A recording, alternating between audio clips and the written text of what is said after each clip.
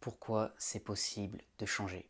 Croire au changement, c'est avoir une perspective beaucoup plus optimiste, positive. Donc je pense que c'est important en termes d'état d'esprit d'avoir cette manière de penser. Dans cette vidéo, j'aimerais te partager une raison pour laquelle c'est vraiment possible de créer des changements. Si tu veux améliorer ton mental pour être plus performant, tu peux t'abonner à cette chaîne et activer la petite clochette pour ne rien louper. Donc ce que je voulais te partager aujourd'hui, c'est le principe de neuroplasticité.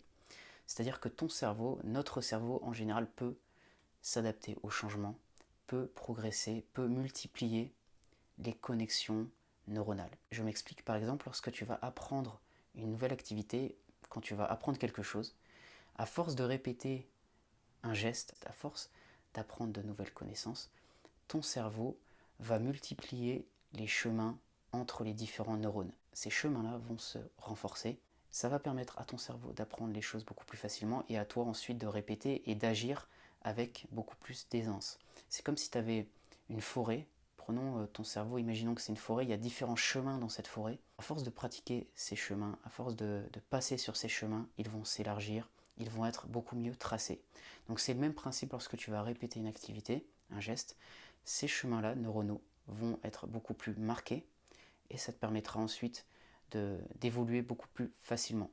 Si tu mets en place une habitude, c'est ce qui va se passer. Par exemple, admettons que tu veuilles te mettre au sport.